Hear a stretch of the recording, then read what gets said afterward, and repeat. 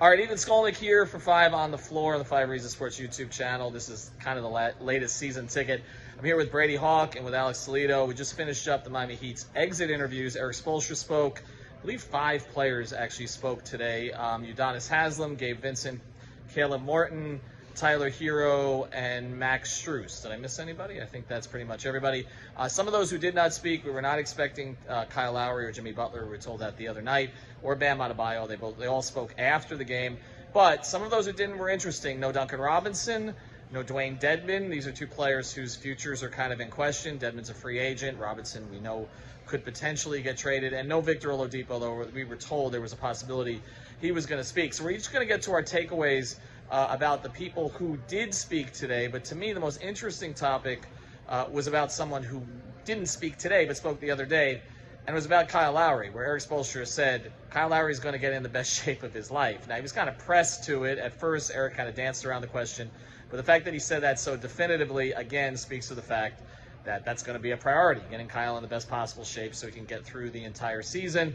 For me, of the players who did speak, the most interesting was Tyler Herro. I asked him flat out, do you want to start next year? And he said, yes, I've earned it. Just did win the 6th Man of the Year. He has said this kind of thing before, guys. He hasn't been quite as definitive about it. And, of course, he didn't have the postseason run that he or the Heat wanted. So we'll see what plays out there. Brady, for you, who was the most interesting of the guys who spoke today, again, beyond Tyler?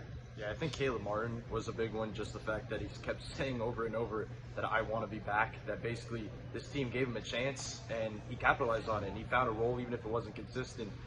When asked about what he wanted to improve on, he kept talking about like efficiency, shooting-wise, and then I asked him about the playoffs.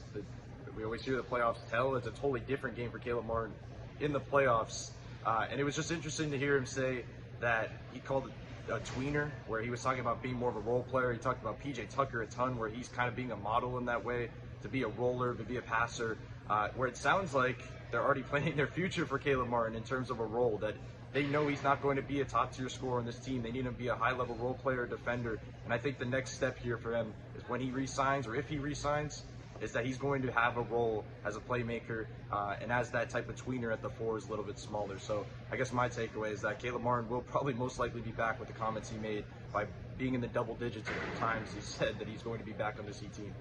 Alex, for you?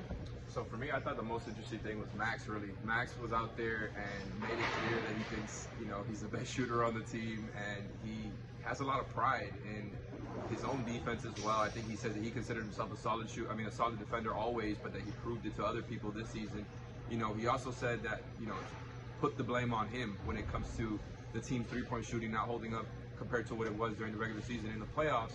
And I think all of that is really interesting because, like you said earlier in this video, Duncan Robinson did not speak. And for Max to come out and, kind of say these things, declare himself the best shooter on the team, I thought it was really bold. Like, Max has always been somebody who will say how he feels, but it was a very bold thing to say. And, just coming in at the same time with Duncan not speaking, thought it was very interesting. But it seems to me like, he is definitely going to be a part of this team going forward.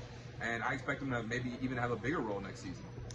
And Udonis Haslem spoke, and so I had to ask, people asked the question about whether or not he would be back. He said he's going to take some time to think about it. But I also asked him about 2005, because the last time that they lost in Eastern Conference Finals on this floor, Udonis Haslem was the starting power forward.